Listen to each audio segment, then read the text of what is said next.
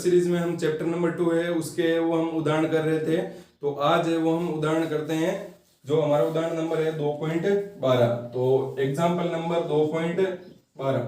तो देखो example number 2.12 क्या है कि एक अनंत विस्तार की, हमारे पास में एक अनंत विस्तार की ए चालक प्लेट है। तो अनंत विस्तार की ए चालक प्लेट के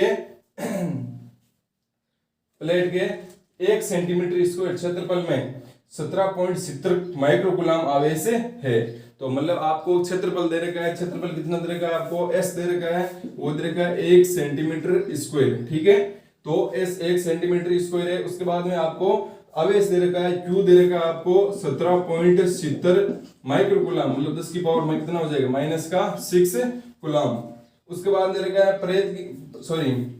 परत के निकट वायु में विद्युत क्षेत्र की तीव्रता ज्ञात कीजिए। मतलब आपको ज्ञात क्या करना है, आपको ई ज्ञात करना है। एक एचालक प्लेट है, एचालक प्लेट को आवेश देंगे तो उसके पृष्ठ पर एक समान रूप से वितरित हो जाएगा। तो इसके कारण है यहाँ पर जो आपका बिंदु है, यहाँ पर कोई भी पी आपको दे रखा है, उस पर आपको क्या ज्ञात करनी है, विद्युत क्षेत्र की तीव्रता ज्ञात करनी है। तो इसके लिए हम निकाल चुके हैं फॉर्मूला, हमारे पास फॉर्मूला क्या होता है इसके लिए, सिग्मा अपॉन 2 एप्सिलॉन नोट, यही होता है ना। तो यहाँ से हम विद्युत क्षेत्र निकालना है, तो उसके लिए हमारे को किसकी आवश्यकता होगी, सिग्मा की आवश्यकता होगी। तो सिग्मा कैसे निकलेगा, तो यहाँ पर हम लिखेंगे भाई पृष्ठीय आवेश वितरण से। तो पृष्ठीय आवेश वितरण से क्या होगा, सिग्मा बराबर Q अपॉन A, ठीक है, ये Q अपॉन S। तो सिग्मा बराबर Q का मान कितना है आपका 17.70 इंटू 10 की पावर -6 अपॉन A का मान कितना है, A का मान है 1 सेंटीमीटर स्क्वायर। तो 1 सेंटीमीटर स्क्वायर, ये भाई देखो जैसे हमने गुलाम में रखा, तो 1 सेंटीमीटर स्क्वायर को किसमें बदलना पड़ेगा, मीटर में बदलना पड़ेगा। तो मीटर बदलो, तो यहाँ पे क्या करना पड़ेगा, हमें पता है 1 सेंटीमीटर में 1 मीटर में होते हैं आपके 100 मीटर। ठीक है, तो यहाँ से जो आपको किसमें बदलना है, इसको सेंटीमीटर को मीटर बदलना है। तो आप यहाँ पर सेंटीमीटर की जगह यहाँ पे ये लिखा है जो केवल सेंटीमीटर, तो ये क्या हो जाएगा 1 मीटर बटा 100 और बराबर क्या आ जाएगा 1 सेंटीमीटर। तो ये तो 1 सेंटीमीटर तो इसके बराबर होता है, मतलब 1 सेंटीमीटर किसके बराबर होगा, 10 की पावर -2 मीटर के बराबर। आपके पास में सेंटीमीटर स्क्वायर है, मतलब इसका भी स्क्वायर है, इसका स्क्वायर होगा तो इसका स्क्वायर कितना हो जाएगा 10 की पावर -4। कहने का मतलब आप इसकी जगह क्या लिख सकते हो, 10 की पावर -4 मीटर। ठीक है, अब देखो यहाँ पर आपने लिख दिया 10 की पावर -4 मीटर, ये हो गया आपका। अब ये आ गया आपका किसका मान आ गया, सिग्मा का मान आ गया। सिग्मा का मान आते ही अब आपको पता है कि एचालक प्लेट के कारण विद्युत क्षेत्र कितना होता है, एचालक प्लेट के कारण विद्युत क्षेत्र वो होता है आपका E बराबर सिग्मा अपॉन 2 एप्सिलॉन नोट। इसके बारे में तो हम अध्ययन कर चुके हैं पहले भी, है ना। तो सिग्मा अपॉन क्या आ गया 2 एप्सिलॉन नोट। तो अब मान रख दो यहाँ पर E बराबर कितना हो जाएगा, सिग्मा का मान रखो, सिग्मा का मान है आपका ये, तो ये मान रख दो 17.70 इंटू 10 की पावर -6 अपॉन 10 की पावर -4 और नीचे क्या आ जाएगा 2 और इंटू एप्सिलॉन नोट का मान 8.85 इंटू 10 टू द पावर -12, ये आ गया आपका E। ठीक है, तो इस प्रकार से आपने विद्युत क्षेत्र वो निकाल लिया, बस आपको फॉर्मूले की आवश्यकता थी। तो अब हम करते हैं अगला उदाहरण, उदाहरण नंबर 2.13 क्या है, एक अपरिमित चालक पट्टिका, आपके पास में एक अपरिमित है, मतलब अनंत लंबाई की बोल सकते हो, अनंत लंबाई की चालक पट्टिका है। चालक पट्टिका पर पृष्ठ आवेश घनत्व है, मतलब आपको क्या दे रखा है, पृष्ठ आवेश घनत्व है, मतलब सिग्मा का मान दे रखा है, सिग्मा बराबर दे रखा है आपको 4 इंटू 10 टू द पावर -6, आगे क्या दे रखा है कूलम पर मीटर स्क्वायर। ठीक है, या कूलम मीटर -2 ये दे रखा है। पट्टिका के निकट एक आवेश -2, मतलब आपके पास में एक आवेश दे रखा है -2 into 10 to the power -6 coulomb दे रखा है, रखा गया। आवेश पर लगने वाले विद्युत बल का मान क्या होगा। कहने का मतलब क्या बोला गया कि आपके पास में एक अपरिमित चालक पट्टिका है, ये चालक पट्टिका हो गई, इसको क्यू आवेश दिया था, वो क्यू आवेश एक समान रूप से वितरित हो गया, तो उसके लिए पृष्ठीय आवेश कितना है, इतना आया। अब आपको यहाँ पर क्या बोला है कि इस चालक पट्टिका के कारण एक क्यू आवेश है, -q आवेश है। अब प्लस क्या करेगा, -q को क्या करेगा, आकर्षित करेगा, या आकर्षित करने पर क्या लगेगा, बल लगेगा। भाई आकर्षित करने के लिए किसकी आवश्यकता होगी, बल की आवश्यकता होगी। तो कहने का मतलब पट्टिका इस पर बल लगाएगी, तो बल का मान पूछा है हमारे को। और तो बल का मान अगर हमारे को इस बिंदु पर निकालना है, तो किस मतलब बल है वो आता कहां से भाई, ये प्लस क्या करता है विद्युत क्षेत्र उत्पन्न करता है, और विद्युत क्षेत्र ही क्या करता है इस माइनस को विद्युत क्षेत्र को मतलब क्या करता है अपनी ओर आकर्षित करता है। इसका मतलब अगर हमारे को इस बिंदु पर विद्युत क्षेत्र पता होगा तो हम क्या निकाल सकते हैं, बल निकाल सकते हैं। कौन से फॉर्मूले से, F बराबर Q E से। इसका मतलब हमारे को पहले यहाँ पर विद्युत क्षेत्र चाहिए, तो ये एक चालक पट्टिका है, और चालक पट्टिका के कारण यहाँ पर जो विद्युत क्षेत्र की तीव्रता है वो कितनी होती है, E बराबर होता है आपका सिग्मा अपॉन एप्सिलॉन नॉट। तो यहाँ से E बराबर कितना हो जाएगा, सिग्मा का मान रखो, सिग्मा का मान है 4 × 10⁻⁻6 अपॉन एप्सिलॉन नॉट का मान कितना होता है 8.85 × 10⁻12। ये किसका मान है आपका, E का मान है क्या। अब आप यहाँ से F का मान निकाल सकते हो, F बराबर क्या होता है QE, तो F बराबर कितना हो जाएगा, Q का मान रखो कितना होगा। अब आपको बल निकालना है तो माइनस रखने की आवश्यकता नहीं है, तो 2 × 10⁻6 इंटू ये E का मान रख दो 4 × 10⁻6 अपॉन 8.85 × 10⁻12। ये -6 ये पूरा क्या हो जाएगा इससे कैंसिल, और इसको आगे सॉल्व करना आपका क्या आ जाएगा, आंसर आ जाएगा। ये भी किसमें आएगा आपका न्यूटन में, ये किसमें आएगा न्यूटन प्रति कूलम में। ये बता गया आपका, तो ये हो गया आपका एग्जांपल नंबर 2.13। अब हम करते हैं एग्जांपल नंबर 2.14 क्या है, किताब आपको अपने पास में रखनी है। एक 10 सेंटीमीटर त्रिज्या के चालक गोले का, मतलब चालक गोला है एक गोलीय चालक है इस प्रकार से, उसकी जो त्रिज्या है वो कितनी है आपके पास में 10 सेंटीमीटर है। ठीक है, R बराबर आपको दे रखा है, अंदर वाले त्रिज्या किससे लेते हैं, कैपिटल R से लेते हैं ना, तो R बराबर दे रखा है आपको 10 सेंटीमीटर। इसको फटाफट से आप मीटर में बदल लो, कितना लिखोगे, इसको मीटर में बदलोगे मतलब कैसे लिखोगे 10 × 1 अपॉन कितना लिख दोगे 100, मतलब कहने का कितना लिख दोगे 10⁻² मीटर, ऐसे लिखा जाएगा ना। अब आगे क्या बोला है देखो, चालक गोले को एक माइक्रो, बीच में जगह इसका मतलब माइक्रो, एक माइक्रो कूलम आवेश से आवेशित करने पर, मतलब इसको आवेश कितना दिया गया है, Q बराबर दे रखा है 1 × 10⁻6 कूलम आवेशित करने पर गोले के केंद्र पर, गोले के केंद्र से 5 सेंटीमीटर दूरी पर, गोले के केंद्र से 10 सेंटीमीटर दूरी पर, और गोले के केंद्र से 15 सेंटीमीटर दूरी पर स्थित बिंदु पर विद्युत क्षेत्र की तीव्रता ज्ञात करनी है। तो आपको पता है एक गोला होता है, गोले पर अगर कोई भी आवेश दोगे तो वो क्या होगा, पृष्ठ पर एक समान रूप से क्या हो जाएगा, वितरित हो जाएगा। तो बताओ इस पर हमारे 3 कंडीशन लेते थे ना, एक बिंदु जब बाहर होता था, एक बिंदु सतह पर होता था, एक बिंदु केंद्र में या अंदर होता था, तब वहां पर विद्युत क्षेत्र की तीव्रता वो कितनी आती थी। उसके लिए हम निकाल सकते हैं, पहले इस पर वितरण देखेंगे, फिर जो गाउस का नियम है उसके द्वारा जो फ्लक्स है वो लिखेंगे, फिर जो हमारा दूसरा फॉर्मूला फाई बराबर EDS cos थीटा है वहां से हम क्या कर लेंगे, एक यहाँ पर अल्फा से लेंगे और वहां से हमारा फाई आ जाएगा, दोनों फाई को बराबर कर देंगे तो आपके पास में क्या आ जाएगी, विद्युत क्षेत्र की तीव्रता आ जाएगी। तो हमारे को यहाँ पर पूछा क्या किया गया है, आपको R बराबर एक तो ज्ञात करना है, वापस मैं फटाफट से लिख देता हूँ, एक तो गोले के केंद्र पर ज्ञात करना है, तो चलो साथ में लिख लेते हैं यहाँ पर। तो पहले तो आपको यहाँ पर क्या ज्ञात करना पड़ेगा, गोले के केंद्र पर, तो A आपका तरीका है गोले के केंद्र पर, गोले के केंद्र पर विद्युत क्षेत्र की तीव्रता कितनी होगी, तो कोई आवेश है क्या यहाँ पर, कोई भी आवेश है नहीं है, इसका मतलब गोले के केंद्र पर जो विद्युत क्षेत्र की तीव्रता है वो कितनी होगी, 0 होगी। तो पहले हमें तो आगे E बराबर कितना हो गया 0, क्योंकि केंद्र पर कोई आवेश ही नहीं है। उसके बाद में दूसरा देखो आपका बे क्या है, गोले के केंद्र से 5 सेंटीमीटर दूरी पर, तो गोले के केंद्र से 5 सेंटीमीटर दूरी पर, मतलब केंद्र से त्रिज्या कितनी है आपके पास में 10 सेंटीमीटर है, तो आपको बोला है 5 सेंटीमीटर दूरी पर, लगभग इतने पर। अब ये भी गोले का है, गोले के अंदर ही है, और चालक गोले के अंदर है वो क्या नहीं होता, आवेश नहीं होता है, वो तो क्या होता है ऊपर पृष्ठ पर एक समान रूप से वितरित होता है। इसका मतलब चालक गोले के अंदर भी है वो, ये गोला जो बिंदु है हमारा, इसका मतलब यहाँ पर भी विद्युत क्षेत्र की तीव्रता कितनी होगी, 0 होगी। मतलब ए के लिए भी जो आपका E बराबर है वो कितना आएगा, 0 आएगा, क्योंकि वो चालक के अंदर स्थित है।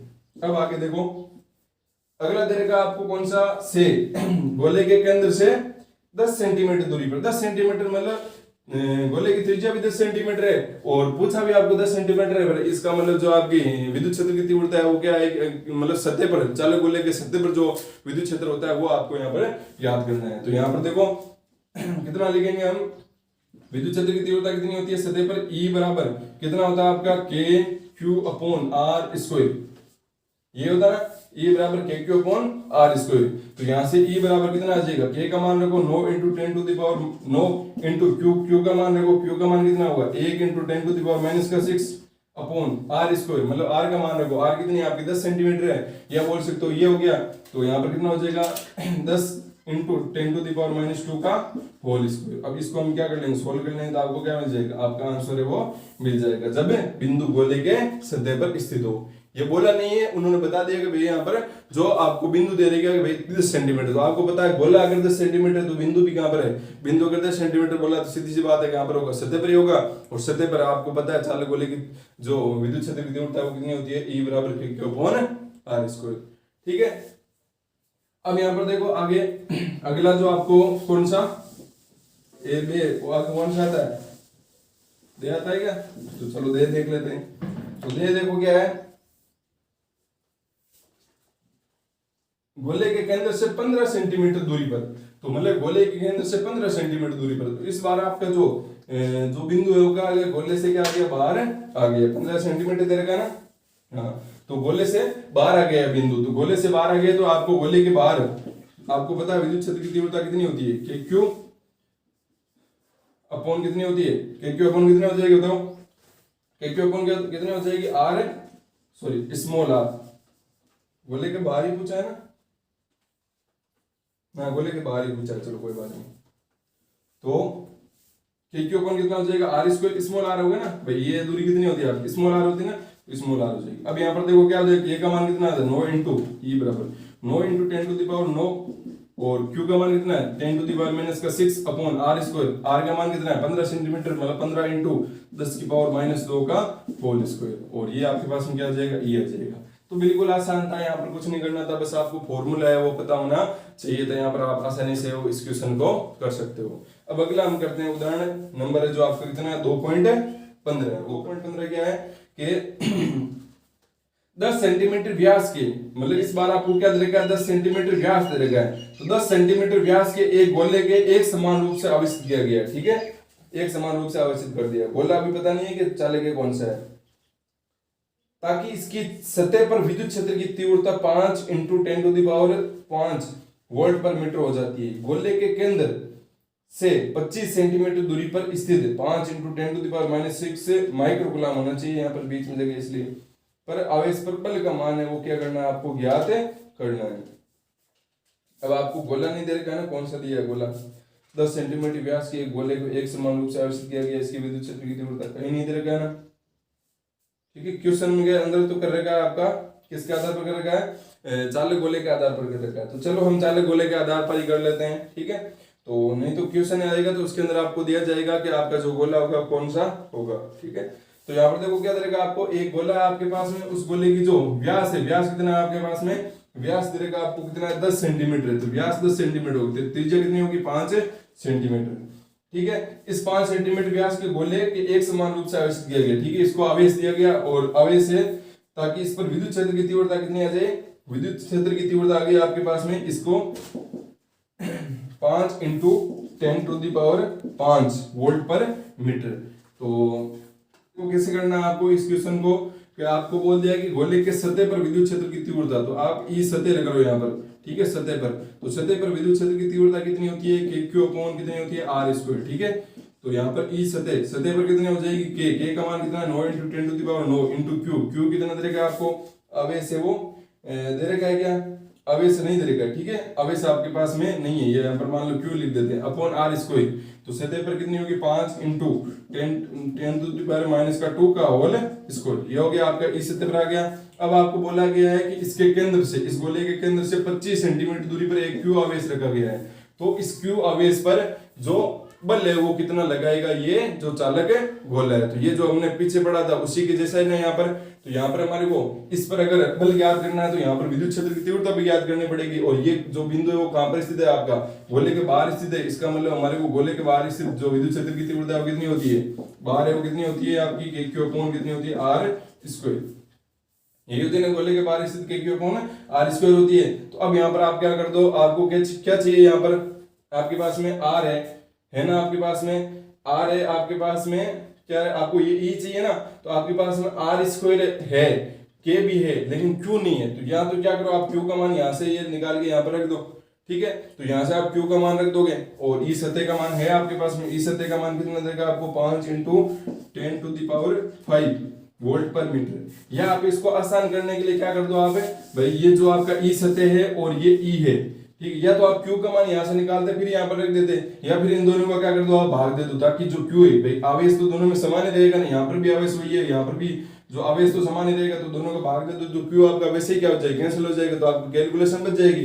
तो दोनों का भाग दे दो तो क्या हो जाएगा, ई सतह अपॉन ई। हमारे को ई कौन सा चाहिए, हमारे को इस बिंदु पर ई चाहिए, और इस बिंदु पर मतलब गोले के बाहर सीधा आपको मान लो कुछ पता नहीं, आपको बोला गया था कि गोले के केंद्र से 25 सेंटीमीटर दूरी पर है वो एक आपका आवेश रखा गया है, उस पर आपको बल ज्ञात करना है। तो बल ज्ञात करने के लिए विद्युत क्षेत्र ज्ञात करना पड़ेगा, और विद्युत क्षेत्र ज्ञात करने के लिए आपके पास में ये फॉर्मूला है कि क्यू अपॉन आर स्क्वायर। यहाँ से आपको के का मान पता है, आर का मान आपको दे रखा है 25 सेंटीमीटर है, क्यू का मान पता नहीं, तो क्यू का मान नहीं देने के लिए उन्होंने क्या कर दिया, अलग क्यू का मान सीधा नहीं देकर उन्होंने क्या कर दिया, एक अलग तरीके से बता दिया कि भाई सतह पर जो विद्युत क्षेत्र है वो इतना है और वो त्रिज्या उसकी इतनी है, तो आप यहाँ से क्यू का मान आसानी से निकाल सकते हो ना, तो ऐसे निकल जाएगा। तो यहाँ पर हम दोनों क्यू तो आपके समान है, दोनों को भाग देते, तो यहाँ पर भाग दे दिया ई सतह कितना है आपका के क्यू अपॉन कितना हो जाएगा आर स्क्वायर, ई का मान रखो तो ई का मान कितना आ जाएगा आर स्क्वायर अपॉन के क्यू। तो ये के क्यू क्या हो गया, कैंसिल हो गया, आपको ई चाहिए, तो ई बराबर क्या हो जाएगा, ई उस साइड में जाएगा तो आर स्क्वायर ई सतह इनटू ये आर स्क्वायर आपका क्या जाएगा, इस प्रकार से ऊपर जाएगा, और ये जो R square small R square है वो नीचे आ जाएगा। तो यहाँ से आप मान रख सकते हो ई बराबर ई सतह कितना है 5 × 10⁵ इंटू आर स्क्वायर, मतलब कितना है ये त्रिज्या कितनी है आपकी 5 × 10⁻² का whole square upon small R square मतलब 25 को आप कैसे लिख सकते हो 25 × 10⁻² का होल स्क्वायर। ये आ गया आपका ई। अब ये आते हम क्या निकाल सकते हैं, बल निकाल सकते हैं। बल क्या हो जाएगा आपका F बराबर क्या हो जाएगा क्यू ई। तो यहाँ से ई का मान जो है और क्यू का मान शायद दे रखा होगा, दे रखा है कितना है 5 × 10⁻² -6 कूलम। अब यहाँ पर बीच में जगह खाली है, इसका मतलब -6 ही होना चाहिए, और क्या हो सकता है यहाँ पर। तो ये हो गया आपका यहाँ पर बल है, आप आसानी से इसे निकाल सकते हो। तो ये हो गया आपका एग्जांपल नंबर कौन सा 2.15। अब हम करते हैं एग्जांपल नंबर 2.16 एग्जांपल नंबर क्या देखो, एक 10 सेंटीमीटर त्रिज्या के एचालक गोले पर, मतलब आपके पास में इस बार क्या एचालक गोला है। गोला किस प्रकार का एचालक है, मतलब आवेश क्या रहेगा एक समान रूप से अंदर ये क्या रहेगा वितरित रहेगा, और वो किस में रहेगा आयतन आवेश वितरण काम आएगा आपका। ठीक है, वो देर का वो देख लेंगे। त्रिज्या कितनी तरह की है 10 सेंटीमीटर, आपके पास में त्रिज्या है 10 सेंटीमीटर, ठीक है सॉरी सेंटीमीटर 10 सेंटीमीटर। आगे क्या बोला गया है, एचालक गोले पर 0.5 अब 0.5 माइक्रोकूलम दे रखा है, हाँ 0.5 माइक्रोकूलम। तो मतलब इसको आवेश दिया गया है 0.5 × 10⁻⁶ कूलम। आवेश एक समान रूप से वितरित किया गया है। तो आपके पास में त्रिज्या है, आवेश एक समान रूप से वितरित किया गया है, किसमें वितरण होगा एचालक गोला। तो एचालक गोले के आयतन में है वो क्या हो जाता है एक समान रूप से मतलब वितरित हो जाता है। चलो अब आगे देखो क्या दिया है गोले के। अब आपको ज्ञात क्या करना है, ए गोले के केंद्र पर, गोले के केंद्र पर तो गोले के केंद्र पर गोले के केंद्र पर कितना होगा विद्युत क्षेत्र। भाई पहले तो ये बताओ कि यहाँ पर अंदर कितना होता है विद्युत क्षेत्र। तो हमारे को देखो अंदर निकालने के लिए, जैसे चालक गोला था तो चालक गोले के तो अंदर है वो कितना हो जाता था 0 हो जाता था। और हमारे को अब यहाँ पर कोई बिंदु अंदर है, यहाँ पर इस पर आपको विद्युत क्षेत्र निकालना है। तो इस पर विद्युत क्षेत्र निकालने के लिए पहले तो आपको बड़े वाले गोले का आवेश वितरण चाहिए होता। वो आवेश वितरण क्या होगा रो बराबर क्या हो जाएगा आपका क्यू अपॉन क्या हो जाएगा वी। ठीक है, ये बड़े वाले गोले का हो गया। बड़े वाले गोले के लिए यहाँ वी कितना होगा 4/3 पाई आर, कौन सा आर कैपिटल आर क्यूब। ठीक है, अब आपको क्या चाहिए, आपको तो इस छोटे वाले गोले के लिए विद्युत क्षेत्र चाहिए। तो आपको यहाँ पर जो आवेश मिलेगा वो छोटे वाले गोले में मिलेगा। यहाँ पर भाई पूरे ये जो आवेश लेगा तो पूरे बड़े वाले गोले का है। ठीक है, तो यहाँ पर हमारे को इसमें आवेश चाहिए। तो मान लेते हैं इस छोटे वाले गोले के अंदर जिसकी त्रिज्या स्मॉल आर है उसके अंदर आवेश मान लेते हैं क्यू डैश। तो आपका रो है वो किसके बराबर रहेगा Q dash upon 4/3 pi R small R cube. यहाँ से आप रो का मान रख दो तो आपके पास में क्यू डैश का मान है। क्यू डैश का मान आ गया तो आपके पास में गॉस प्रमेय से किसका मान आ गया फाई का मान आ गया, और फाई का मान आ गया। फिर आप यहाँ से क्या निकाल सकते हो, जो आपका दूसरा भाई है ईडीएस, वहां से आपने यहाँ पर एक क्षेत्रफल 5 लोगे तो आपका जो गोले के अंदर जो विद्युत क्षेत्र आएगा वो गोले के अंदर जो विद्युत क्षेत्र है वो कितना आ जाएगा आपके पास में ई बराबर आ जाएगा के क्यू स्मॉल आर अपॉन कितना हो जाएगा आपका आर क्यूब, इतना होगा ना। तो के क्यू आर अपॉन क्या हो जाएगा कैपिटल आर क्यूब हो जाएगा ये। और अगर r बराबर r हो गया तो क्या होगा, देखो r आ नहीं आ रहा, r बराबर r, तो यहाँ पर आ गया r, तो नीचे कितना आ गया r स्क्वायर आ गया ना, हाँ सही है। ठीक है, तो यहाँ पर ये आपका आ गया फॉर्मूला। गोले के अंदर है वो विद्युत क्षेत्र कितना होता है K Q R upon R Q. अब आपको केंद्र पर चाहिए तो केंद्र के लिए मतलब r कितना हो जाएगा 0, केंद्र के लिए r 0 होते हैं, यहाँ पर ये 0 हो गया मतलब e 0 हो गया, मतलब केंद्र पर विद्युत क्षेत्र की तीव्रता कितनी है 0। मिल गया आपको। अब आगे क्या बोला गया है देखो, आगे बोला गया है कि केंद्र से 8 सेंटीमीटर दूरी पर, तो केंद्र से 8 सेंटीमीटर, त्रिज्या कितनी है 10 सेंटीमीटर, इसका मतलब बिंदु कहां पर है, अंदर स्थित है, तो इसका मतलब फॉर्मूला कौन सा लगेगा आपका, फॉर्मूला लगेगा ये वाला। तो यहाँ पर E बराबर लिखोगे k का मान 9 × 10⁹9, पहले देख k का भी देख ले, वही अलग माध्यम तो नहीं देगा ना। Q आवेश कितना है आपके पास में 0.5 × 10⁻⁻6 × r कितना है 8 सेंटीमीटर, मतलब 8 × 10⁻², r स्क्वायर तो नहीं है ना, चलो ये रख देते हैं इसे। फिर r3, कैपिटल R3, तो कैपिटल R मतलब r कितना आपका 10 सेंटीमीटर है, तो मतलब 10 × 10 कितनी होगी -2 का क्या हो गया होल क्यूब। ये आपके पास में क्या आ गया, ये आ गया आपके पास में ये, ठीक है। और आपको ये पूछा होगा शायद मेरे हिसाब से, हाँ ये पूछा है। अब देखो अगला जो आपका आ रहा है वो क्या आपका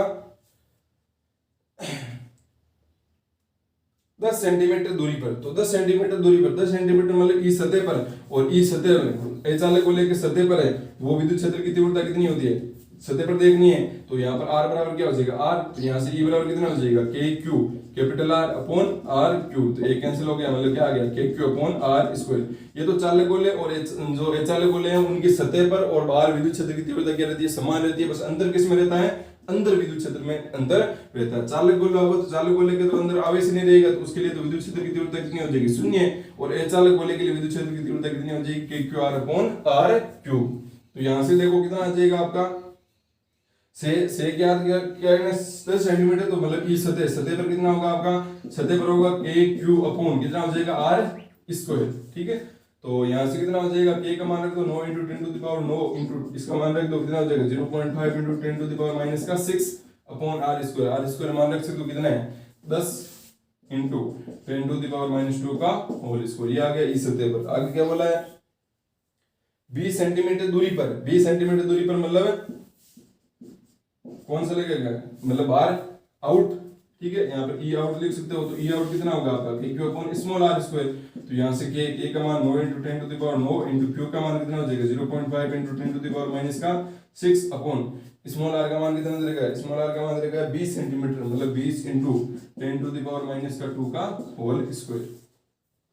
ये आ गया आपका अचालक गोले के कारण वो अलग अलग बिंदु पर विद्युत क्षेत्र, ठीक है। तो ये हो गया एग्जांपल नंबर 2.16। तो यहाँ पर आप देख पा रहे हो कि आपको क्या क्या क्लियर होना चाहिए, सारे कॉन्सेप्ट क्लियर होने चाहिए, और आपको ये पता होना चाहिए कि ये आए कैसे। और यहाँ पर मान लो देखो जरूरी नहीं है कि आपको ये याद रहे, कभी कभी आप भूल ही जाते हो, लेकिन आपको पता रहेगा ना कि आपके ये फॉर्मूला आया कैसे था, हम अंदर बिंदु अंदर कैसे निकाल सकते हैं। तो जैसे मैंने अभी फटाफट किया था वैसे आप वो कर सकते हो आसानी से यहाँ पर, ठीक है। पी बिंदु बाहर है तो वहां पर भी आप आसानी से वो क्या कर सकते हो, निकाल सकते हो। वितरण देखना है, गॉसियन के नियम से फाई लिखना है, फिर जो दूसरा वाला फॉर्मूला वहां से मैं फिर से वही 3 बातें आपको ध्यान रखनी है, आप आसानी से कर पाओगे। अब करते हैं एग्जाम्पल नंबर 2.17। देखो 2.17 क्या है, एक आवेशित साबुन के बुलबुले पर पृष्ठ आवेश घनत्व है, मतलब आपको किसका मान दे रखा है, सिग्मा दे रखा है 2.9, और